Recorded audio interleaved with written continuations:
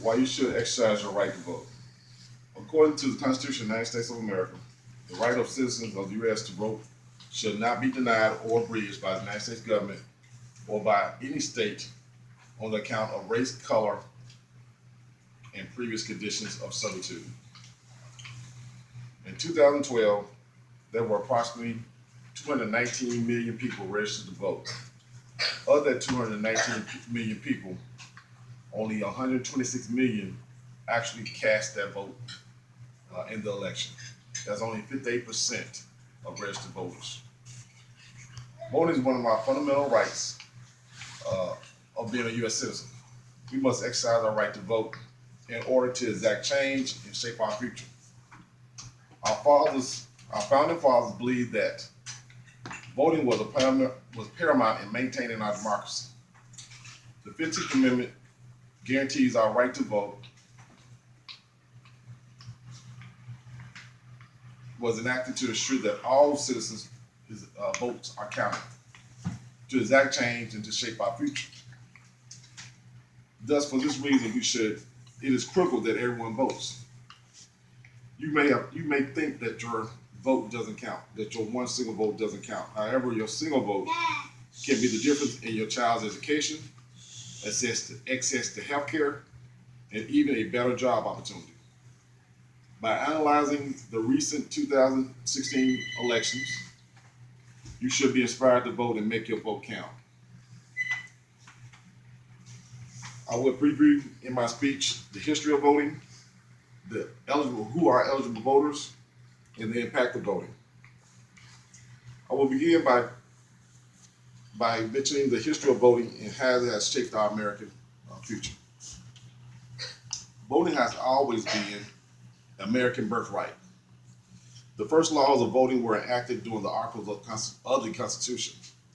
The 15th Amendment ensured that the citizens of the United States have the right to vote regardless of race, creed, and color. Three more acts were enacted by Congress to ensure this right as well, which are the 19th Amendment, which gave all citizens the right to vote regardless of gender, the 24th Amendment, which gave the right to vote, which removed barriers to vote such as poll tax, which inhibited poor Americans from voting because they could not afford the tax. Lastly, the Voting Rights of 1965 removed legal barriers that the states and local politicians or local communities prevented Afro-Americans from exercising their right to vote. Although citizens have the right to vote, there are rules that govern whether you can vote or not. And I will be discussing this next. Regardless of where you reside, you must be a U.S. citizen, a resident of the state that you reside in, and be 18 years old when it's time to vote. Non-citizens, prisoners, and convicted felons in some states are ineligible to vote.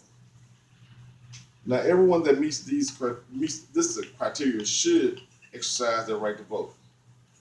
Voting has always been a tremendous impact on shaping our political landscape, which not only impacts citizens nationally but locally. Voting serves many purposes. Historically, huge impact have been placed on the future of America, directly and indirectly. For example, taxes. Who you vote for can make a decision for taxes to go up or down. Another example could be education on the local level. You could be your local elected officials could make a difference in new schools, new technology in schools, and new ways of teaching. Healthcare, such as the Affordable Care Act that was passed recently, and infrastructure. How much money the federal government would mandate to local governments to ensure safe roadways. And likewise, all these things have impacted our lives daily. The repercussions of not voting can be just as severe as voting. It allows the opinions, beliefs, and choices of others to possibly adversely affect your life negatively. For example, taking away a woman's right to vote, Roe versus Wade, as well as the right to bear arms, the Second Amendment.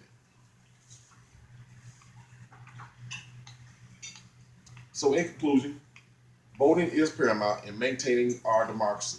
The 15th, the 19th, the 24th Amendment, as well as the Voting Right Act of 1965, collectively guarantee our right to vote, which we should exercise each and every time.